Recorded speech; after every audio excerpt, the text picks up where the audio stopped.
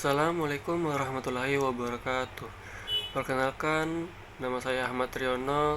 Kami dari kelompok 2, kelas Broadcasting I, jurusan Ilmu Lokasi, Universitas Uinsuska Riau. Di sini saya akan membahas tahapan produksi sebuah program acara radio. Baiklah, selanjutnya susunan materi akan dibacakan oleh saya sendiri.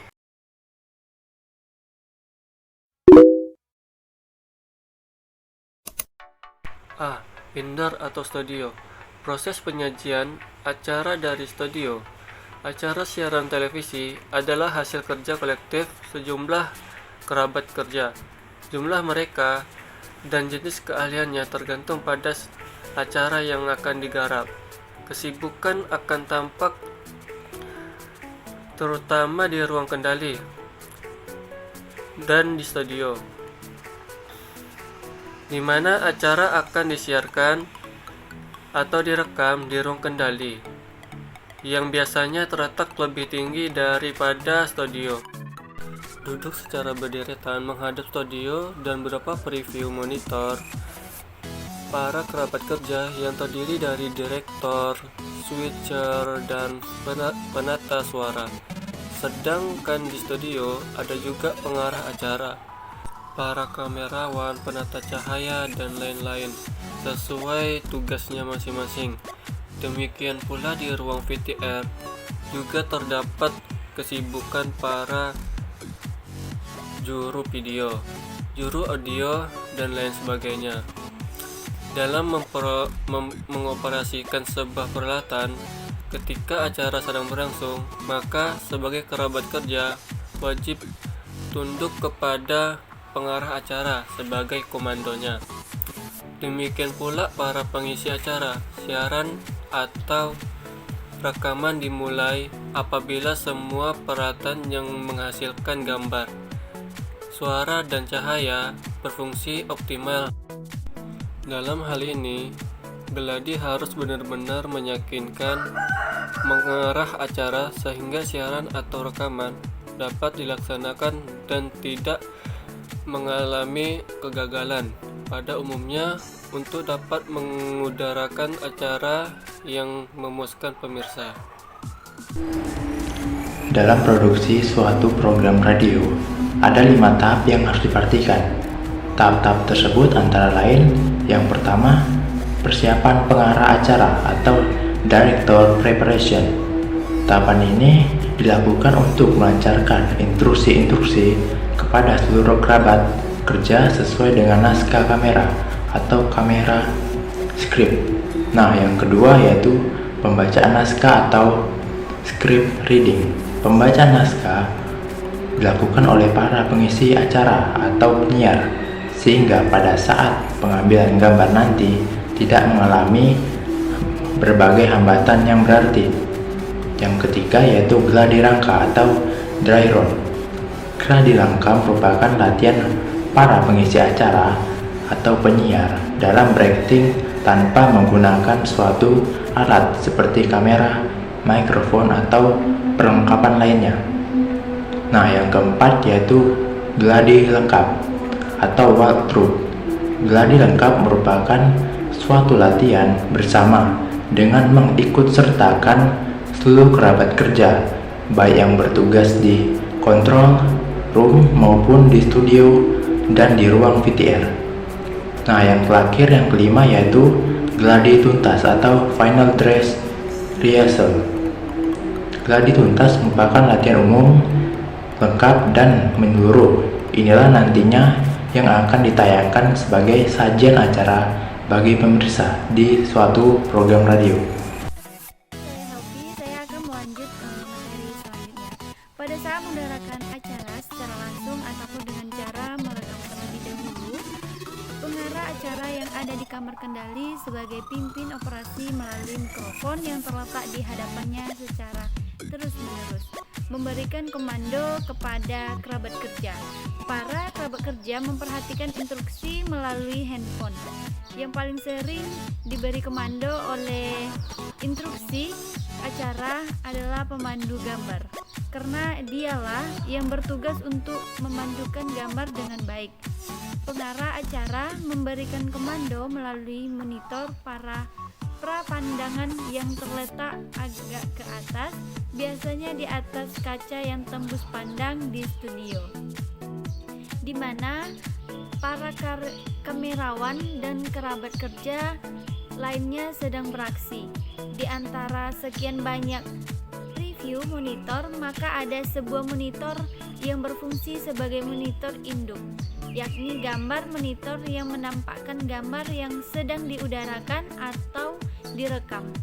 Komando lain yang banyak diberikan pengarah acara kepada kamerawan, instruksi diberikan untuk memindahkan kamera atau posisi kamera yang sedang berfungsi untuk mengambil gambar yang sekiranya akan menarik permisah. Biasanya terdapat dua studio dalam sebuah studio radio, yaitu studio siaran dan studio produksi. Studio siaran digunakan untuk menyiarkan materi-materi siaran, tempat penyiaran berbicara, memutar lagu dan iklan.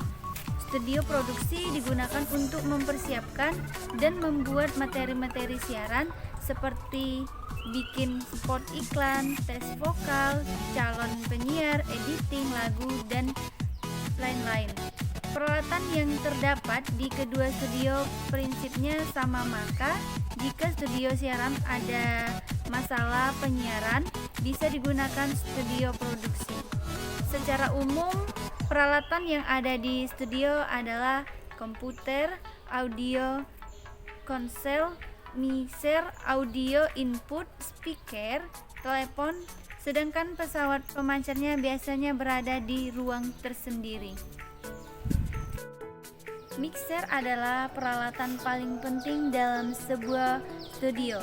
Fungsi alat ini adalah mencampur semua masukan suara audio input yang tersedia dan menjadikan satu output untuk disiarkan, sehingga bisa mendengar suara penyiar, lagu, atau background sekaligus.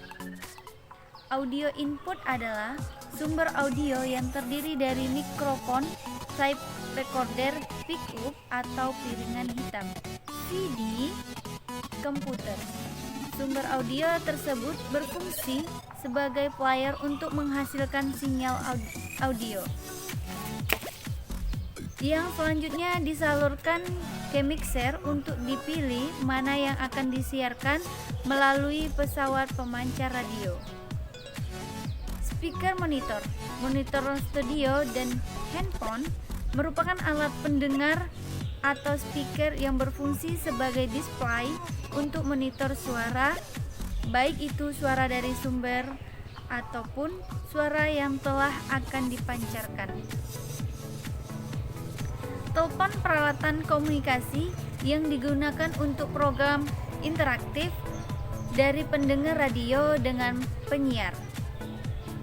Catu dan listrik, sumber tenaga listrik yang dipakai untuk mencatu daya listrik bagi semua peralatan elektronik agar dapat bekerja.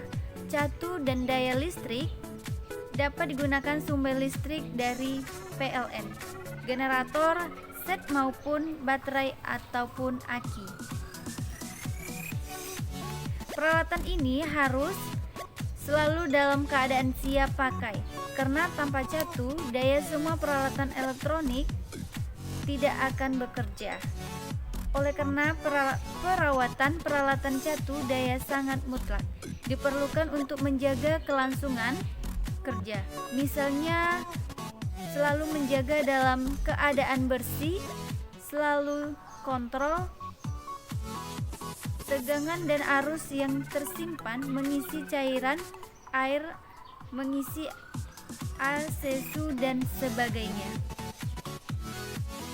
Secara umum, acara radio diperoleh 4 dari sumber. Yang pertama, jaringan antar stasiun atau merelai dari stasiun penyiaran lainnya. Yang kedua, rekaman dan atau menyewa dari rumah produksi. Yang ketiga, produksi sendiri. Yang keempat, sindikasi program atau pertukaran program dengan pihak lain yang menjadi kongsinya. Sebelum memproduksi suatu program, ada beberapa yang harus kita pahami. Yang pertama, sifat media radio, yaitu auditif, sekilas dan sebagainya. Yang kedua, format stasiun. Yang ketiga, segmentasi audiens. Yang keempat, positioning. Yang kelima, format program atau penyajian program. Baiklah, saya akan menjelaskan tentang outdoor penyajian acara dari luar studio. Dalam bahasa asing lazim disebut outside broadcast atau remote telecast, yang jika diterjemahkan menjadi siaran luar studio. Untuk menyajikan acara dari luar studio, dipergunakan sebuah kendaraan besar dalam bentuk bus yang bisa disebut dengan UB van atau TV car. Kendaraan itu hakikatnya adalah ruangan atau ruang kendali dalam bentuk mini. Dalam arti kata bahwa di dalamnya terdapat berbagai peralatan untuk memproduksi sebuah acara.